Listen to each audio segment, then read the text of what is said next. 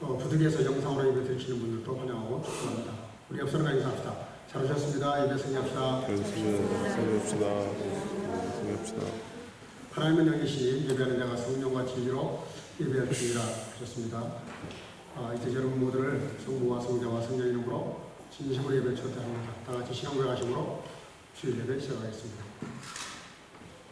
전능하사 천지를 만드신 하나님 아버지를 내가 믿사오며 그 외아들 우리 주 예수 그리스도를 믿사오니 이는 성령으로 잉태하사 동정녀 마리아에게 나시고 본디오 빌라도에게 고난을 받으사 십자가에 못 박혀 죽으시고 장사한 지 사흘 만에 죽은 자 가운데서 다시 살아나시며 하늘에 오사 전능하신 하나님 우편에 앉아 계시다가 저로부터 산자와 죽은 자를 심판하러 오시리라. 성령을 믿사오며 거룩한 공예와 성도와 서로 교통하는 것과 죄를 사하여 주시는 것과 몸이 다시 사는 것과 영원히 사는 것을 믿사옵나이다. 아멘. 자리에 앉으시고 찬송가 34장을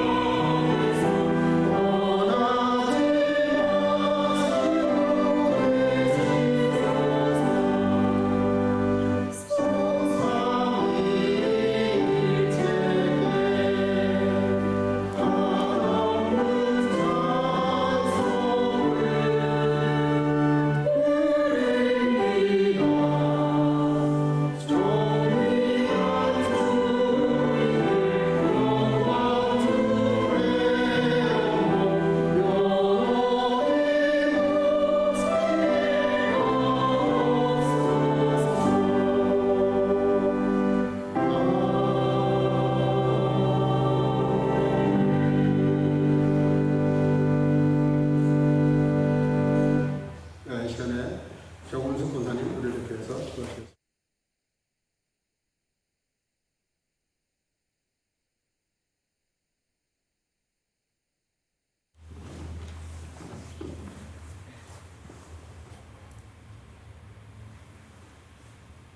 공의와 사랑이신 거룩하신 하나님, 지난 한 주간도 풍성하신 하나님의 사랑과 은혜 가운데 살아가게 하시다가 거룩한 주에 주님의 몸된 지체들이 함께 나와 찬양과 기도와 말씀으로 예배드리게 하심을 감사드립니다.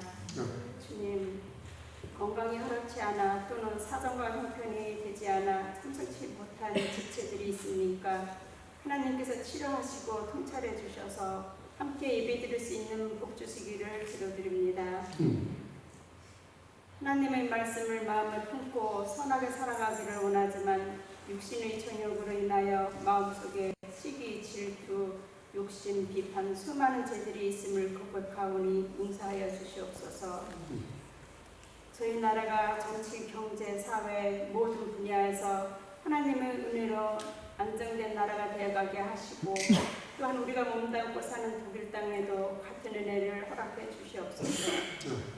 지금도 여전히 지구촌의 전쟁과 질병과 자연재해 등으로 고통받는 자들에게 주님의 평강과 소망으로 위로하여 주시기를 기도합니다. 담임 목사님의 건강을 붙잡아 주심을 감사합니다. 오늘도 성령 충만하심으로 말씀 선포하실 때 저희 또한 성령 충만함으로 말씀 받아 초대교회의 영성을 회복하는 복된 예배가 되도록 축복해 주시옵소서. 오늘도 아멘으로 말씀을 받아 먼저 그의 나라와 의를 구함으로 이 모든 것을 다스리라 하신 하나님의 축복의 말씀이 이루어지는 예배가 되게 하여 주시며 또한 선교 가족 모두가 서로 배려하고 돌아보게 하시고 서로 아끼고 사랑함으로써 주의 역사를 이루어가게 하옵소서. 코로나 침체 이후 새로운 다짐으로 2023년을 시작했습니다. 유초등부에서 작년에 1일까지 각 부서가 한마음 한뜻으로 활성화되게 하시며 또한 기도와 말씀과 사랑으로 하나 되게 하옵소서. 오늘도 예배를 돕는 모든 지체들을 축복해 주시기를 바라옵고 항상 저희와 동행하시는 임마누엘 예수님 이름으로 감사하며 기도드립니다. 아멘.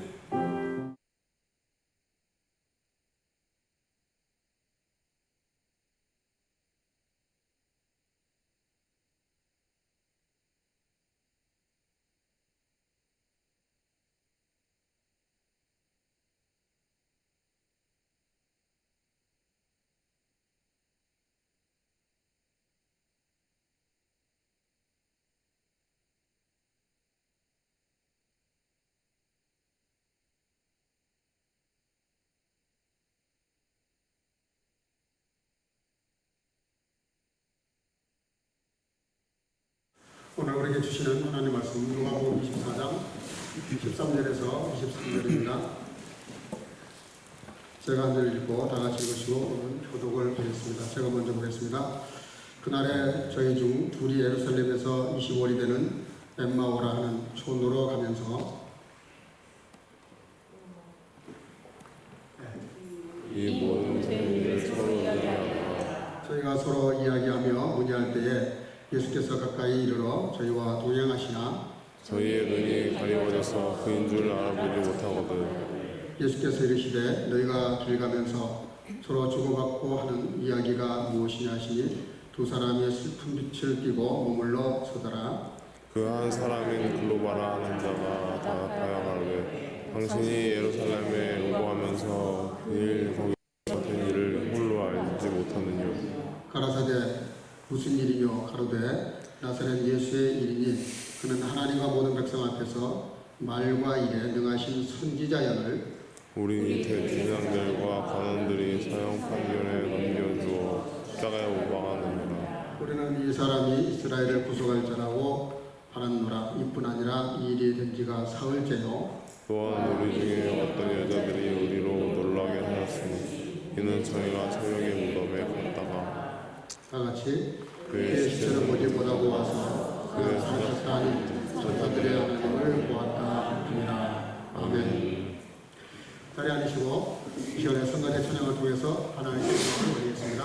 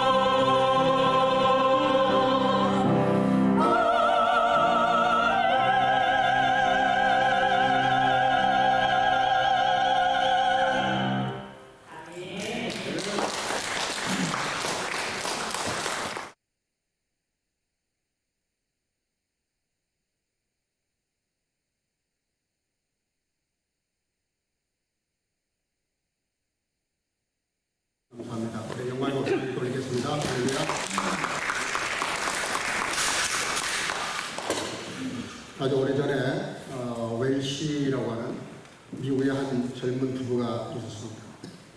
이분들이 아프리카 선교사로 나가려고 기도하는 가운데 그 시험을 보게 됩니다.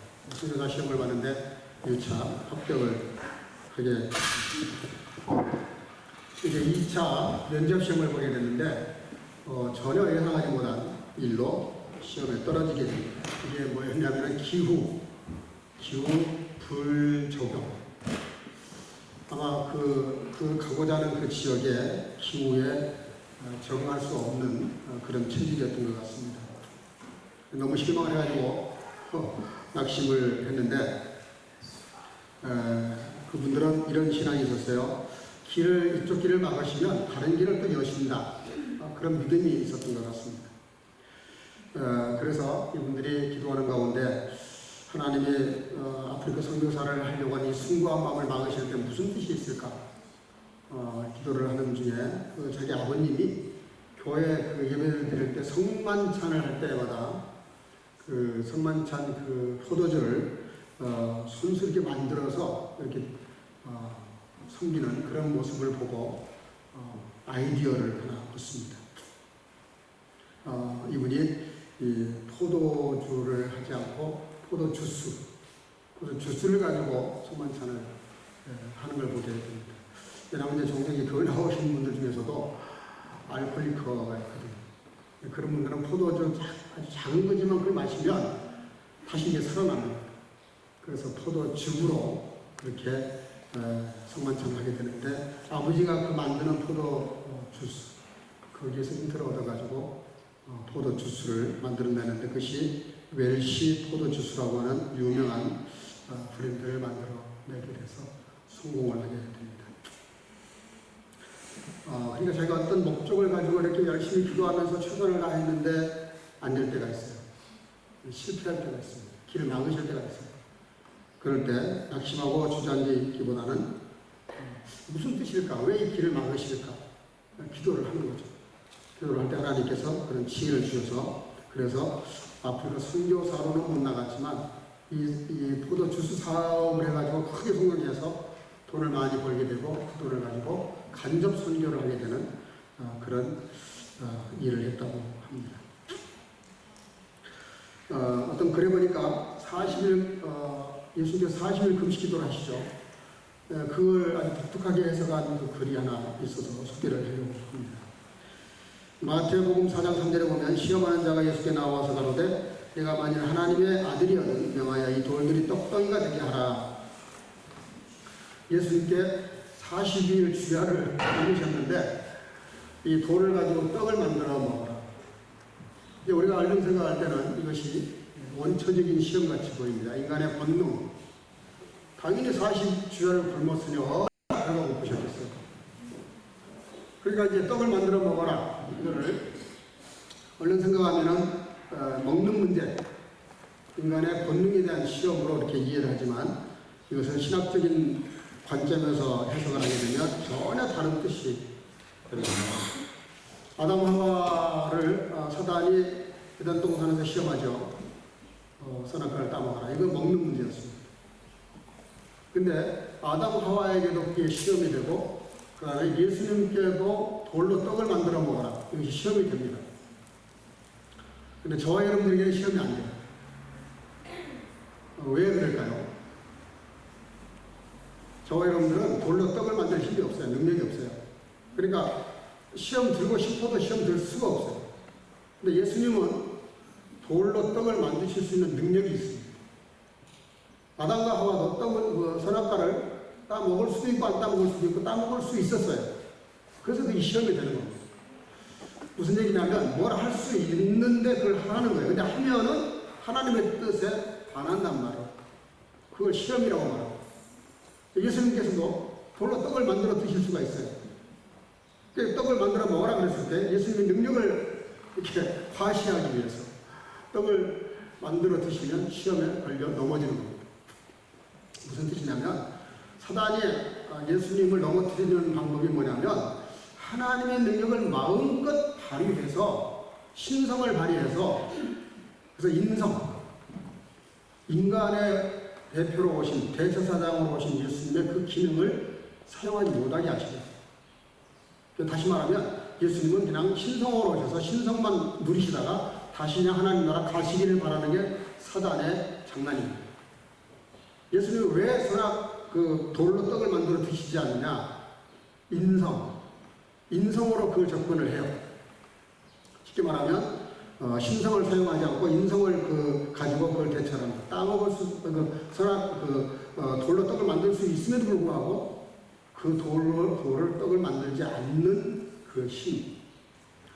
우리가 이제 신앙생활 하면서 늘 도전받고 우리를 사단이 시험하는 것 중에 하나가 뭐냐면 교회가 믿는 사람들이 대단한 일을 하게 만들려고 해요.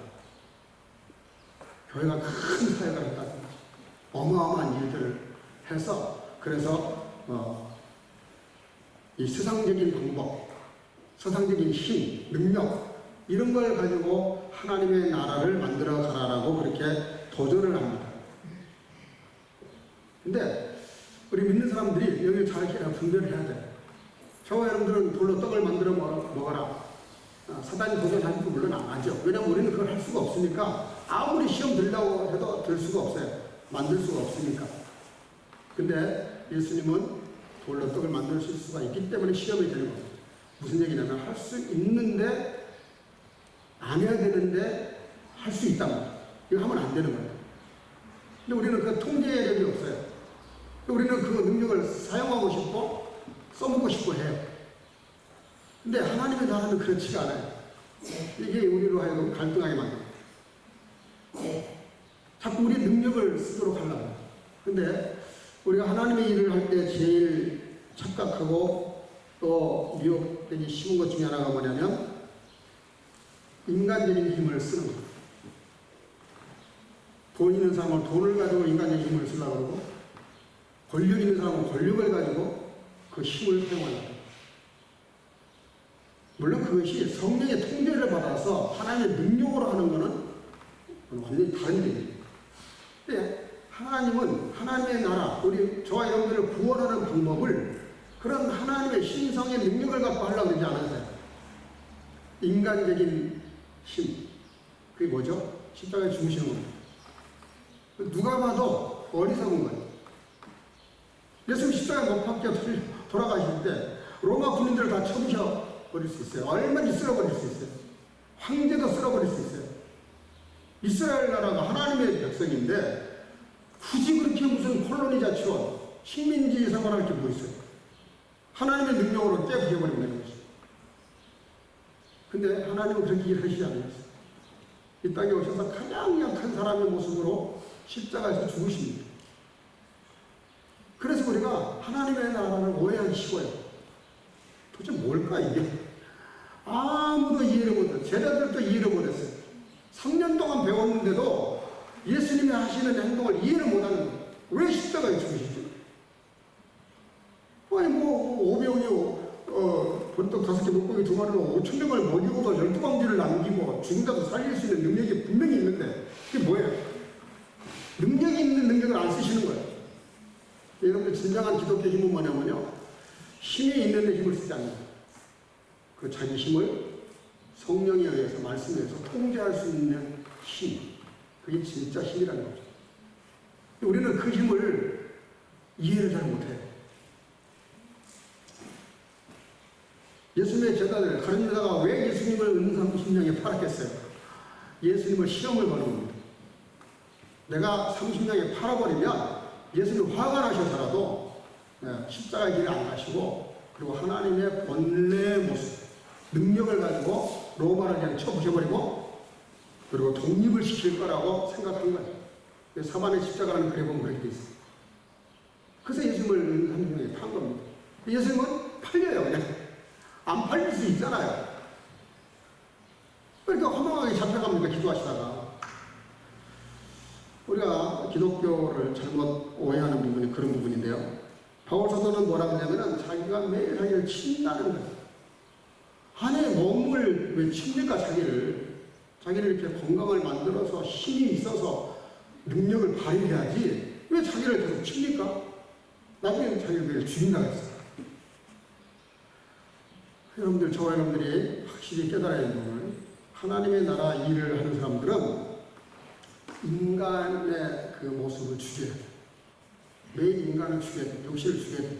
육신의 생각을 죽이고 육신의 생각을 죽이고 그래서 영적인 성령으로 충만해져서 하나님의 힘, 하나님의 능력, 그게 뭡니까? 십자가의 도입니다. 잘못은 상대방이 100% 다 했는데 내가 대신 그 사람 죄 때문에 죽는다. 이건 말도 안 되는 거잖아요. 우리가 인간관계에서 그렇잖아요. 조금만 이해관계가 걸려도 조금만 내가 상대방 때문에 욕을 먹거나 무슨 애매한 일을 당하거나 억울한 일을 당하면 우리 못 견뎌요. 길길이 날뛰면서 몸통을 돋궈가면서 이를 갈면서 해명을 하고 뭔가 해석을 하고 그래가지고 그 오해를 풀려고 한단 말이에요. 우리는. 근데 상대방이 일을 다 적어냈는데 내가 다 뒤집어섰다. 누가 그걸 당합니까? 바보지. 근데 예수님이 바로 그 길을 가신 거예요.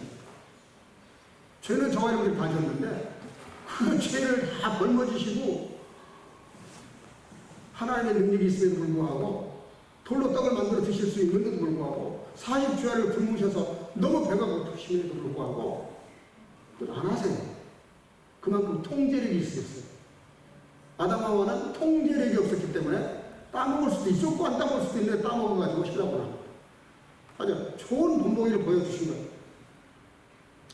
여러분, 사람의 힘이 넘치지만 사람의 힘으로가 아니라 성령의 힘, 십자가의 도, 그 십자가의 힘으로 살아가는 것이 우리 믿는 사람들이란 말이에요.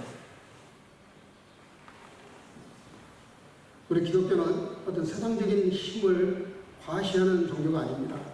점점 목사님들조차도 세상적인 힘을 빌리려고 해요. 예를 들면 군중을 동원한다든지 데모를 한다든지. 제가 중신대학 다닐 때 그때 당시에 나라가 굉장히 복잡했죠. 신학생들이 딱 두 개로 나뉘었어요. 데모파, 기도파. 데모하는 사람들 명분이 뚜렷합니다. 전 독재자인데, 저 지금 구태타를 일으킨 건데, 저 우리가 막아야지 데모를 해서 이거고, 한쪽에서는 우리는 그래도 목회자가 될 사람들이고 신학을 공부하는 사람들은 신학도들인데 세상 방법으로 그 문제를 푸는 건 아니잖아요. 종신이 바로 뒷산에 기도물이 많이 있었어요. 거기 가서 기도하는 사람들이 많았어요. 교수님들 중에도 바로 딱 나눠졌어요. 데모파, 기도파. 불일 보고 어떻게 우리가 찾냐. 데모하러 나가는 사람도 있었고 기도하러 동산에 올라가는 사람도 있어요. 여러분들이 어떻게 생각하실지 몰라도 저는 기도파였습니다. 하나님의 능력을 믿었고 하나님의 섭리를 믿었고 하나님의 역사를 믿었어요. 하나님이 뭔가 뜻이 있을 것이다. 우리가 그 뜻을 알아야 되고 왜 우리 민족 앞에 이런 어려운 일을 주실까? 하나님께 묻고 기도하고 맡기는 거예요.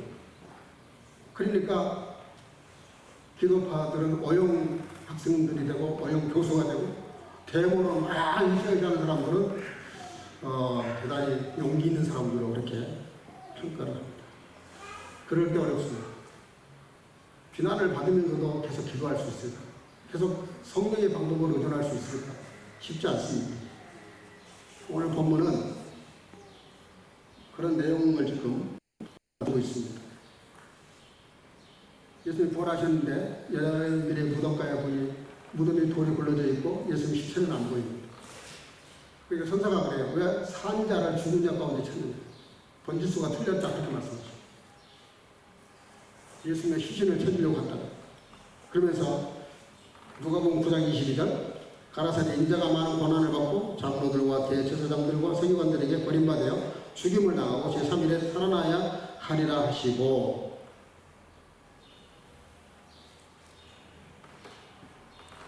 이미 예수님께서 십자가에서 죽으실 것을 미리 벌써 누가복음 9장에 벌써 말씀을 하셨어요. 내가 고난을 당하고 십자가에 죽어야 되고 3일 만에 살아나야 될 것이다. 십자가의 죽음과 부활을 이미 예고해 놓으셨어요. 근데 아무도 그 말을 귀담아 듣는 사람이 없어요.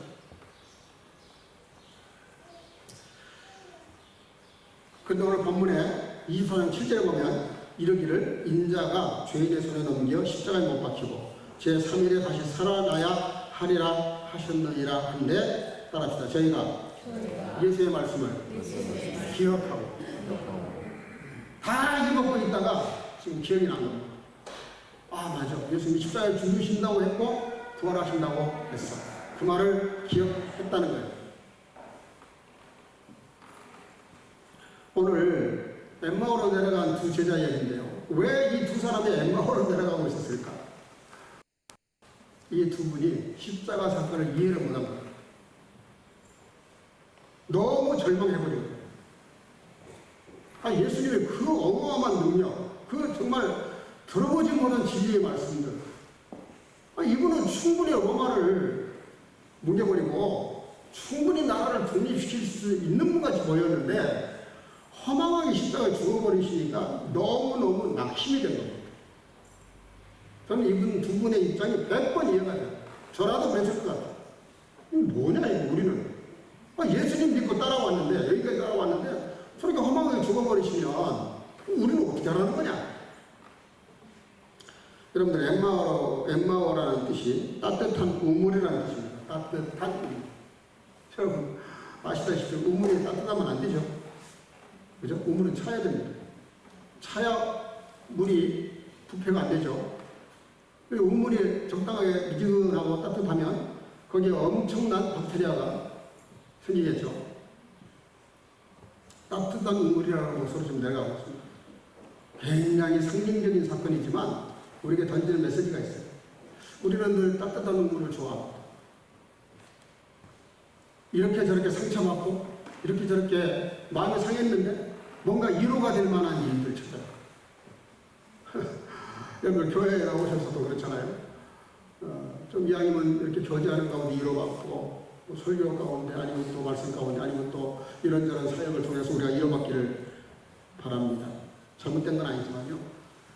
위로를 받으려고 나오시면 시험 들 수도 있습니다. 여러분 다 그런 마음으로 나오면은 누가 위로를 합니까? 교회는 오히려 내가 누군가를 위로하러 나오셔야 됩니다. 내가 뭔가 하나님의 교회에 뭐를 통해서 내가 섬길까? 이런 마음으로 나오셔야 됩니다.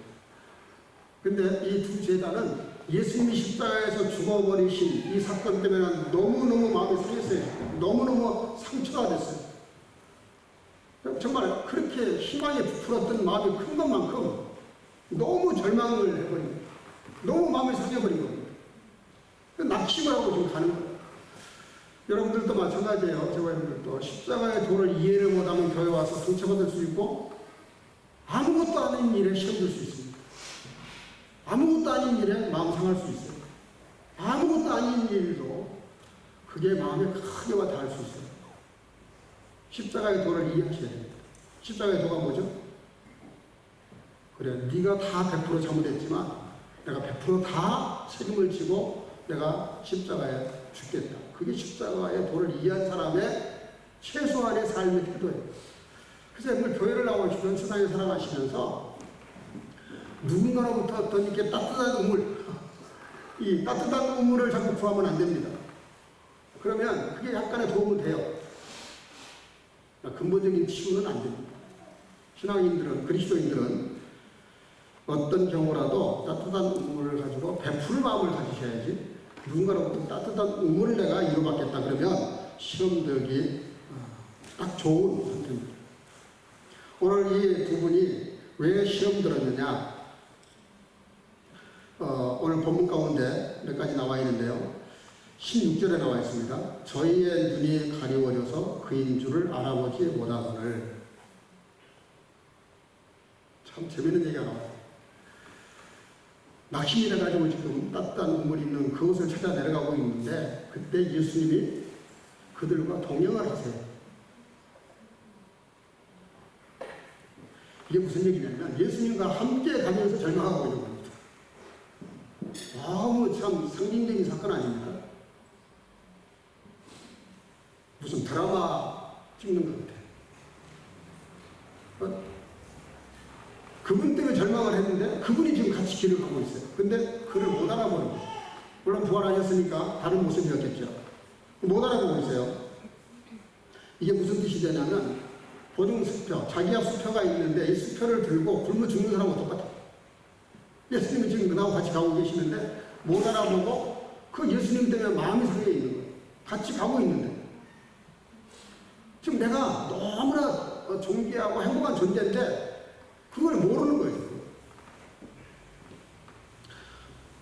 이 예수님께서 일부러 말을 걸어요. 왜 그런 길을 가고 있냐 그랬더니 설명을 잘해요. 당신은 예루살렘에 있었던 그 유명한 사건을 모르느냐 물어봐요. 무슨 일이 있었는데 예수를 하는 사람이 십자가에 못 박아 죽으셨고 뭐 이런 얘기를 쭉 설명을 하는 거예요. 십자가를 말하는데 십자가 사건은 아는데 십자가 의미를 모르는 거예요. 왜 예수님이 십자가 죽으셨는지 의미를 몰라. 죽은 사건을 잘 알면서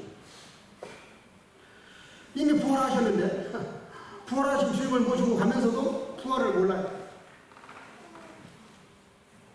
여러분 요즘 뭐 이렇게 짧은 단어들 많잖아요. 컴맹, 컴퓨터 잘 모르는 사람, 컴맹, 넷맹, 인터넷을 잘 못하는 분들, 뭐 차맹, 뭐 한맹, 뭐 많더라고요. 운전 못하는 사람, 뭐 제일 어리석은, 제일 답답한 사람이 누구냐? 영맹입니다. 영맹, 영적으로 무지한 사람. 이게 무슨 얘기냐면 공부하는 학생이 공부를 죽어라고 해요. 컴퓨터 들어가면서. 근데 공부가 뭔지를 모르고 공부를 해요. 사업하는 사람이 죽으라고 사업을 해요. 컴퓨터 들어가면서. 근데 사업이 뭘 의미하는지를 모르고 사업을 해요. 정치하는 사람이 죽으라고 정치를 해요. 밤낮 잠 안 자고. 정치가 뭔지도 모르고 정치를 해요. 무슨 결과가 나오겠어요? 예수 믿는 것도 마찬가지입니다. 예수를 믿는다는데 예수는 누군지를 모르고 예수님을 믿는 거예요. 그러니 예수를 열심히 믿고 잘 믿는다는데 그리스도의 삶이 하나도 드러나지 않아. 늘 잘 따지고 늘 이기적이고 늘 자기 중심이고 하나님 예수님은 자기하고 아무 상관이 없어요. 믿는다는 거예요. 베드로 보세요. 베드로. 주는 그리스도시여 살아계신 하나님의 아들이라고 크게 고백을 했어요. 근데 예수를 모르는 거예요. 고백을 해놓고 몰라. 예수님이 말해요. 그건 내가 한 것이 아니라 성령께서 알게 하셨다. 그 무슨 뜻입니까? 성령 충만이 한 번 해갖고는 안 된다는 거예요. 성령님을 늘 모시고 살아야지 한 번 내 속에 오셨다가 들어오셨다가 떠나셨는데도 모르고 그거 살면 그래서 기도하는 거예요. 성령님이 언제 임재하시냐면 기도하는 자예요. 그렇잖아요. 만났는데 아무 대화도 안 하고 관심도 없고 떠나죠. 늘 같이 이렇게 뭐 대화하고 기도하고 하면 얼마나 좋겠어요. 그러면 정한 시간에도 나와서 기도하면 좋겠는데 그것마저도 안 하니 성령님이 언제 나와 함께 하시겠냐고. 성령님은 인격체신데 성령님을 받아라 그러면서 성령이 받아줍니까? 성령은 물건이 아니에요. 성령님이 인격체인데 그분이 나와 함께 계시려면 늘 그분과 영적인 대화가 이루어져야 돼요.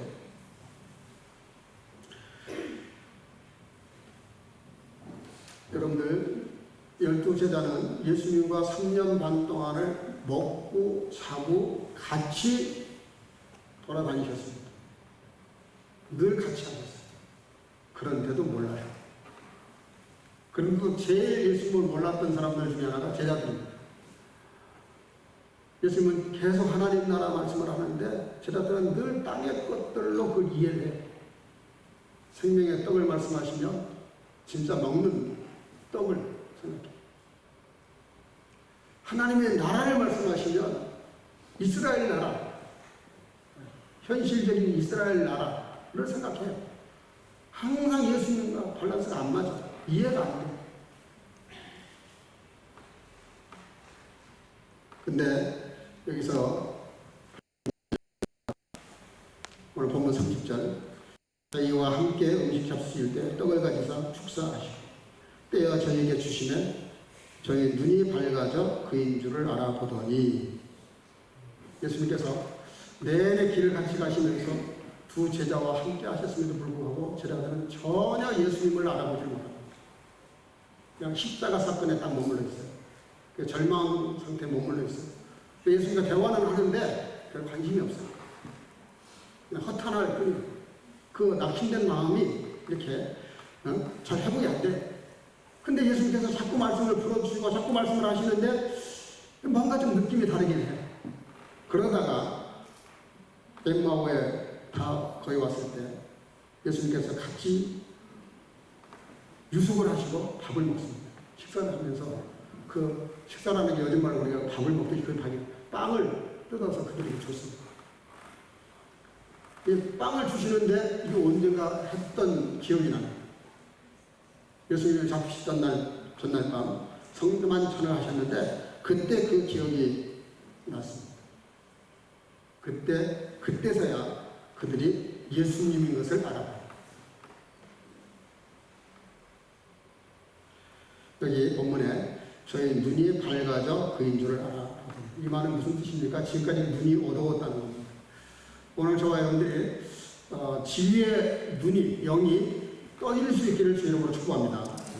우리 눈이 이렇게 영적인 눈이 감겨져 있고 육체적인 눈이 밝으면 그 눈으로는 진리를 이해할 수가 없어요. 말씀을 들어도 이게 삶에서 그대로 적용이 안 돼요. 근데 하나님의 말씀을 말씀으로 이해하고 받아들이기 시작하면 성령께서 그 마음을 도와주시면, 그래서 여러분들 신앙이라고 하는 건 관계입니다. 관계가 굉장히 중요합니다. 믿음이라는 게 뭡니까? 관계를 말해요. 관계.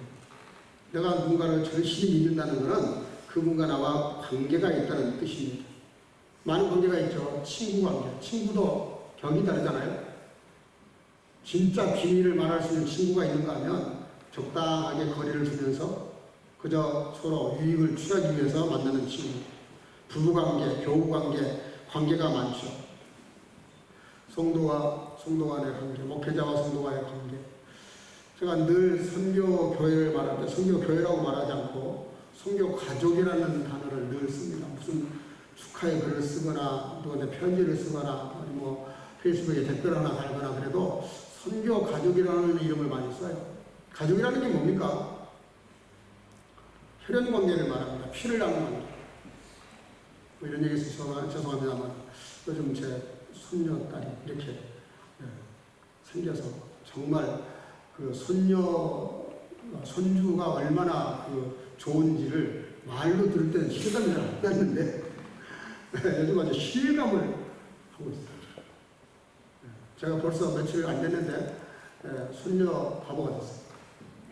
저놈이 뭐라고만 하면 제가 그냥 귀가 번쩍 하고 그냥 저는 쫓아다니라고 제가 나를 쫓아다니는데 제가 쟤를 쫓아다니냐고 정신이 없어요. 그렇게 좋아요. 그 왜 그래요? 그걸 보더니 집사람이 옆에서 그러더라고요.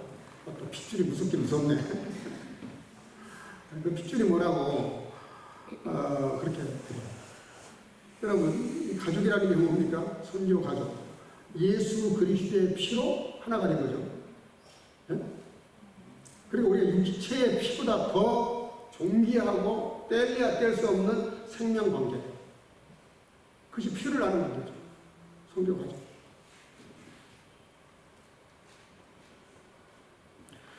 여러분, 우리가 늘 주님을 진정으로 만나고 그분과의 관계가 확실하게 되려면 늘 성령님의 도움을 받으셔야 됩니다. 그러면 기도를 하셔야 돼요. 기도가 그렇게 중요해요. 요즘 금요일날 기도에 보면 우리 권사님들만 나와 앉아 계시죠. 장로님. 여러분들 기도 안 하셔도 돼요. 지금 때가 어느 때인데. 물론 다 이유가 있죠. 그래도 여러분들 기도하셔야 돼요. 기도하셔야 돼요. 기도가 얼마나 중요한지 몰라요. 물론 여러분들 바쁘고 우리 학생들도 지금 뭐 알바도 해야 되고 공부도 해야 되고 얼마나 할 일이 많은지 몰라요. 그래도 주님과의 만나서 드리는 기도가 더 중요한 것도 아셔야 됩니다. 우리가 인간적으로 최선을 다해야 돼요. 그러나 인간적으로 최선을 다한다고 되는 게 아닙니다. 몰라요. 제 목회 40년 경험상 그래요. 하나님이 틀어버리시면 아무리 죽을 고생을 다 해도 안 되는 건 안 돼요. 안 될 것 같은데도 하나님의 길을 여시니까 진짜 이거 뭐 거짓말같이 돼요. 뭐 한도 없어요. 그런 간증을 향하는. 여러분들 오늘 예수님께서 지적을 합니다. 왜 이 엠마오로 가던 두 제자가 이렇게 예수님과 함께 있을 때도 잘 몰랐지만 왜 십자가 사건만 알지 의미를 몰랐을까? 왜 부활하신 주님을 만나고도 못 알아봤을까? 첫째가요, 25절이라고 했어요. 가라사대 미련하고 선지자들의 말하는 모든 것을 마음에 더디 믿는 자들이요. 21절 이 사람이 이스라엘을 구속할 자라고 바라는구나. 19절에서는 메시아가 아니라 선지자라고 이렇게 예수님을 보고 있어요. 이게 무슨 얘기냐면요. 이분들도 예수님에 대해서 엄청 설명을 많이 했어요. 예수님한테. 예수님 물어보시니까 예수님의 사건에 대해서 다양하게 설명을 해요. 이런저런 일이 있었다라고. 상당히 많이 알고 있어요. 근데 모르군요. 여러분, 아는 것과 믿는 건 다릅니다. 믿으셔야 됩니다. 믿으셔야 돼요. 7, 8년 전에 제 집사람이 이 명의밭을 찾기 얼마나 인터넷에 뒤졌는지 몰라. 그 집사람이 찾았다 그러니까 가봤어요. 현장을 가봤어요. 일곱 여덟 분들을 다 가봤어요. 뭐 첼넬, 뭐 텔토다 무슨 병들이 다 가봤는데 가보면 다 냉이야. 냉이밭을 독일 사람들은 백을나무이라고 써놨어요. 그러다가 이제 마지막에 하나 찾았어요. 보니까 사진까지 나와있어. 그 어제 우리 여덟 멤버십들하고 같이 갔는데 진짜 어마어마합니다. 밭이.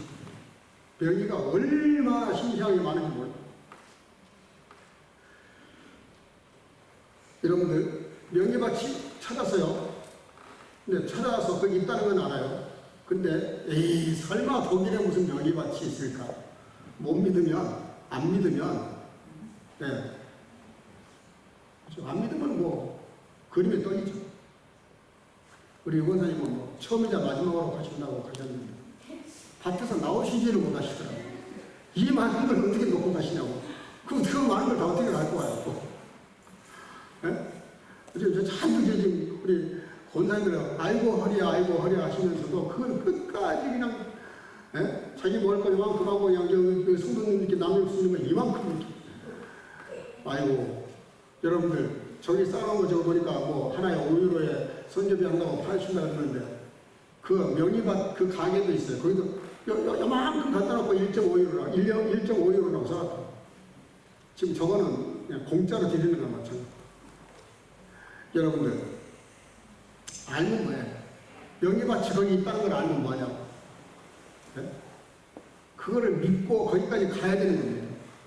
그래서 집사람하고 당장 쫓아갔어요. 가서 진짜로 보니까 얼마나 놀랐는지 몰라. 이렇게 어마어마한 명예밭이 그것도 독일 땅에서 저는 명예가 뭔지도 몰랐어요. 네? 근데 저희 한국 여기서 신앙생활 하다가 들어가시는 호백이냐라고 제가 한국에서 들어오려고 그러는데 목사님 저거 같이 가실 때가 있다 해서 따라갔어요. 그때 신세계 그 지하에 가더라고.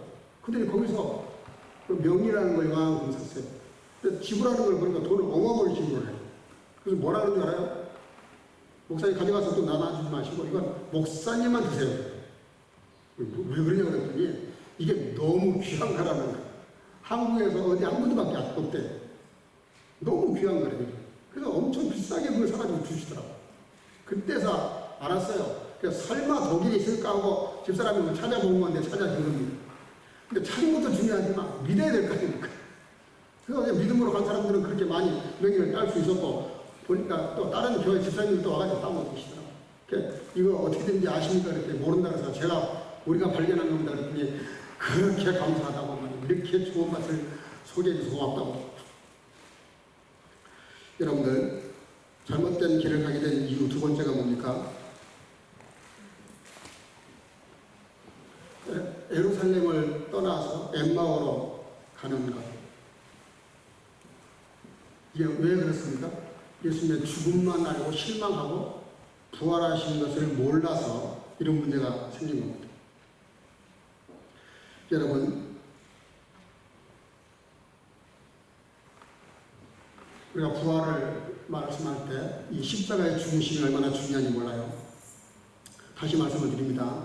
오늘 이 엠마오로 가는 두 사람이 왜 이런 문제가 생겼을까? 육신의 생각, 영적인 일을 육신적인 생각으로 그걸 받아들이고 있기 때문에 절망하게 됩니다.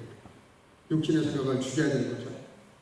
어떤 그래 보니까 배추, 맛있는 배추 김치가 나오려고 그러면 5번 죽어야 된답니다.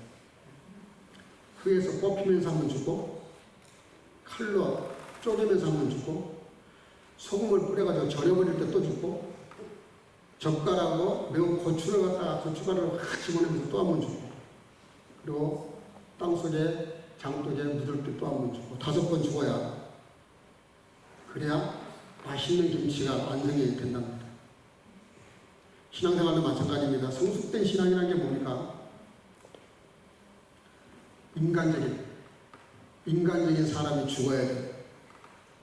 고래 심줄 같은 고집도 죽어야 되고, 이웃에 대한 왜곡된 편견이나 경직된 그런 생각도 죽여야 되고, 남을 배려할 줄 모르는 것도 죽여야 되고요. 이기적인 삶의 태도도 죽여야 됩니다. 인간적인 것들을 죽여야 돼요. 그래야 맛있는 김치가 나오듯이 멋있는 그리스도인이 된다는 거죠. 십자가 사건을 통해서 우리가 배워야 될 게 있습니다. 예수님이 죽으신 것처럼 저와 여러분도 죽으셔야 돼요. 로마서 5장의 말씀으로 정과 육을 십자가와 더불어 못 박아 죽여야 된다는 거예요. 그렇지 않으면 거듭날 수도 없고 부활을 알 수가 없어요. 오늘 결론이 뭡니까? 이분들은 33절에 우리 다 같이 읽어보겠습니다. 시작. 곧 그 시로 일어나 예루살렘에 들어갔고 11사도와 및 그와 함께 한 자들이 모여 있었고. 예. 곧 그 시로. 그게 뭐예요? 바로 예수님을 알아보는 순간 예수님은 사라지셨어요. 예수님은 사라지셨음에도 불구하고 바로 그 시에 예루살렘으로 돌아갔다라고 성경은 기록합니다. 여러분, 탕자도 마찬가지입니다. 탕자가 왜 집을 떠났습니까? 아버지를 몰랐던 거예요. 행복이 뭔지를 모른 거예요. 가정이 얼마나 좋은지를 몰랐던 거예요. 탕자가 다시 돌아올 때 뭐라 그러죠? 내 아버지 집에는 먹을 것이 많도다. 비로소 아는 거예요. 돈 달라고 그래가지고 떠날 때는 이것저것 다 아무것도 몰랐어요. 자기가 얼마나 불효를 하고 있는지. 아버지를 모르는 거지. 아버지의 사랑도 모르고 풍성함도 모르고 가족이 뭔지도 모르고 그 관계가 얼마나 중요한지도 모르고 굶어 죽을 때쯤 되니까 그때 아버지 생각이 났어요. 근데 아버지 집에도 내 아버지 집에는 내 아버지는 좋은 분이다 이렇게 말하지 않아요. 아버지 집에는 먹을 것이 많다. 여전히 아버지를 몰라요. 여러분들 탕자가 집에 돌아갔는데 누가 먼저 알아보죠? 탕자가 아버지를 알아봅니까? 아버지가 아들을 알아봅니까? 여러분들 돌아오는 아들은 목표가 분명해요. 아버지께 돌아가는 거죠. 근데 기다리는 사람은 너무나 막연해요. 언제 올지도 모르고 어디에서 올지도 모르고. 그럼 누가 먼저 알아봐야 맞습니까? 아들이 먼저 알아봐야 맞습니다. 근데 성경을 보니까 아버지가 아들을 먼저 알아봐요. 저 멀리서 오고 있는데 벌써 알아봐요. 무슨 얘기입니까?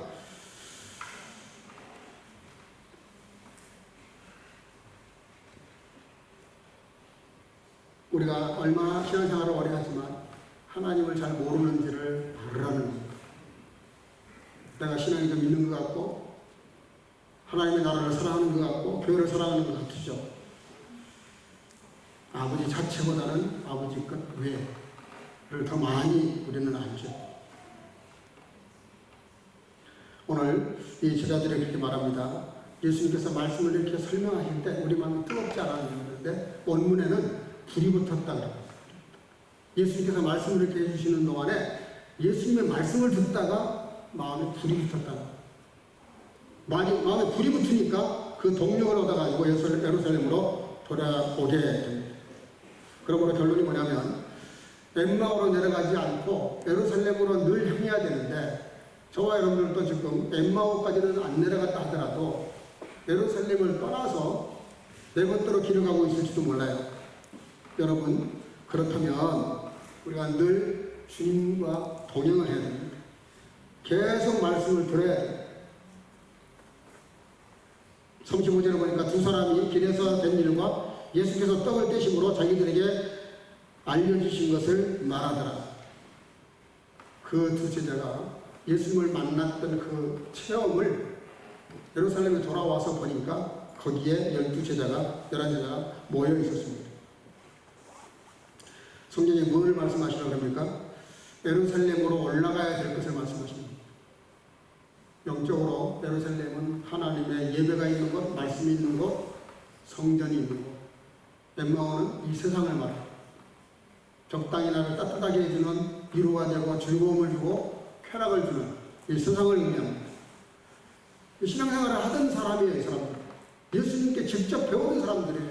그런데도 진리를 반만 깨달으니까 내려가고 진리를 알려면 다 알아야 되는데 십자가를 알았으면 부활도 알아야 되는데 십자가만 알고 부활을 모르니까 낙창하고 있는 겁니다.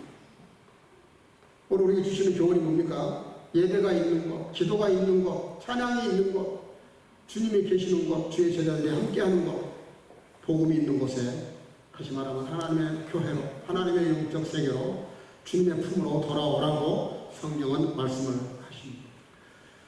우리가 혹 엠마오로 가고 있는 중이라면 돌이키셔서 그 주님을 향하는, 예루살렘을 향하는 저와 여러분들 되시기를 주님으로 축복합니다. 기도하겠습니다. 사랑과 은혜가 충만하신 아버지 은혜 감사합니다.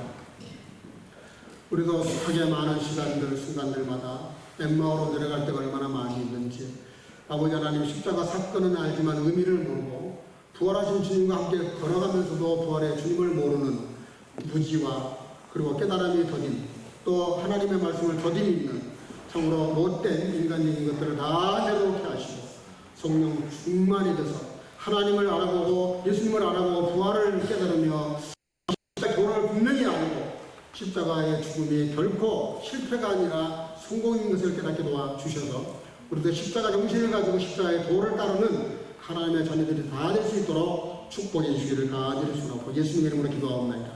아멘. 찬송가 342장을 부르면서 준비하신 예물을 드리겠습니다. 주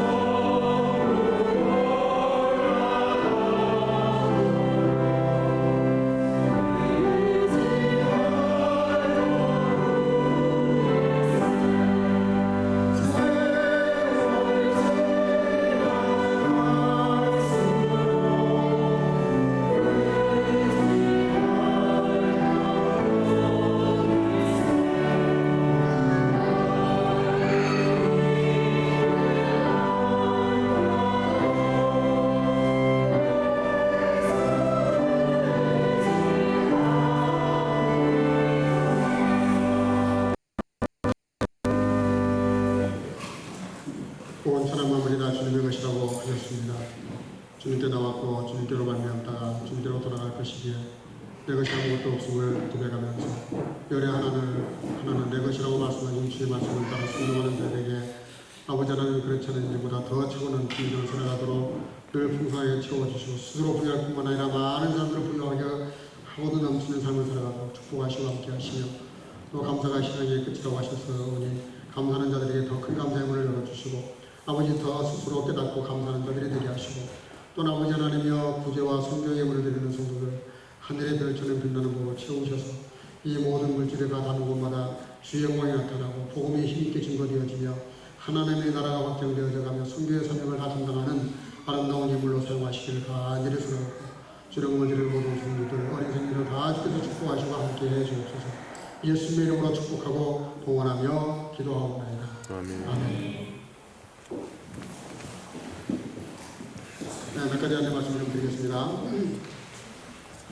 네, 오늘 대표님이 좀 많이 나오셨는데 여전히 지금 아버지 무당분들이 여러 가지 있는데 위해서 기도해 주시기를 바랍니다.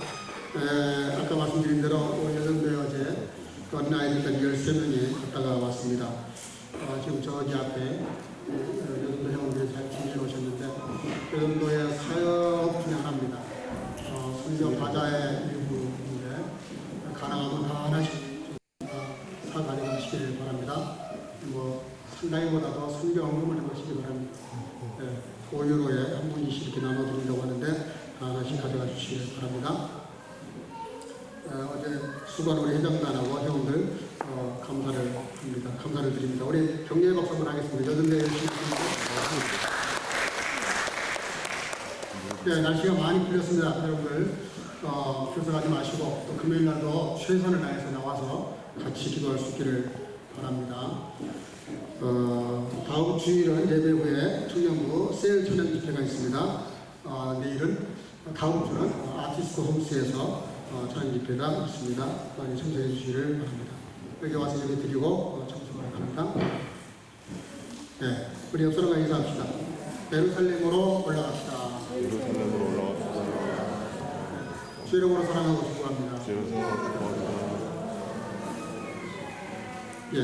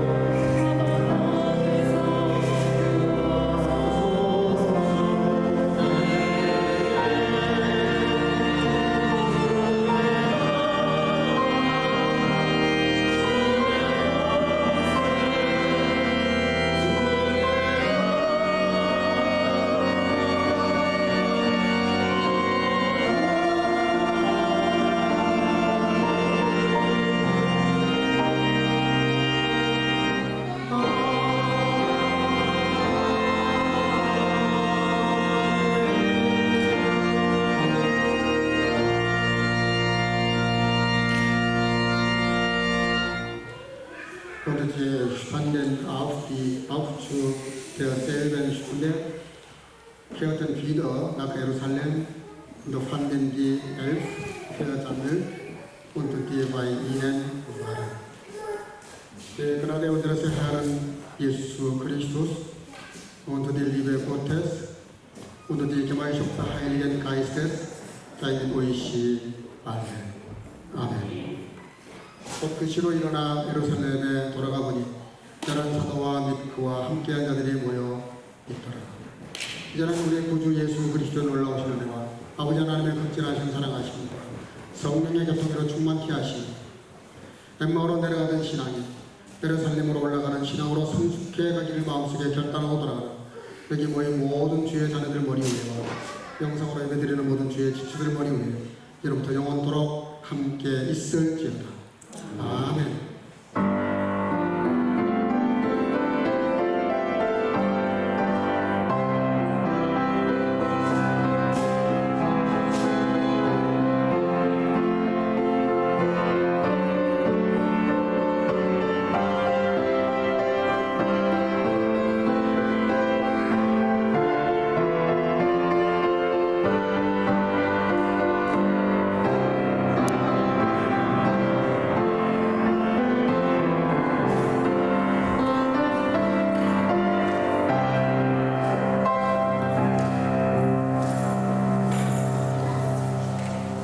네, 잠깐만 내려앉으시고요.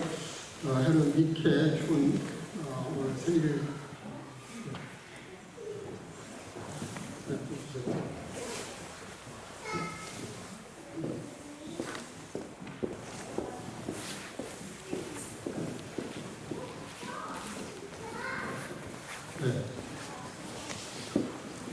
네, 우리 미샤엘 춘 아버지가 오늘 이렇게 오셨네요. 성가님도 같이 해주셨는데 아들과 아버지가 같이 하니까 너무 아름답습니다. 네. 그리고 우리 미샤엘 춘의 우리 부인이 지난주에 이렇게 아이를 낳았습니다. 딸을 낳았는데 13일날 낳았는데요. 미아 얀입니다. 미아 제이, 미아 제이와 함께 이렇게 나왔습니다. 우리 저 뒤에 어디죠? 어디 계시죠? 네. 예. 우리 춘 네, 생일 축하 먼저 하겠습니다. 네. 아니. 네?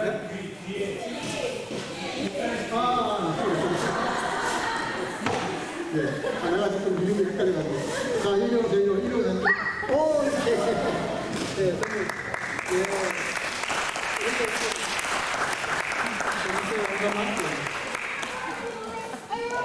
네, 아빠와 같이 좀. 네. 자, 우리, 그리고 지난번에 아이를 하셨는데, 지금 사진 찍고 계시네요. 우리 박수 한번 부탁하겠습니다. 네, 우리가 축하송.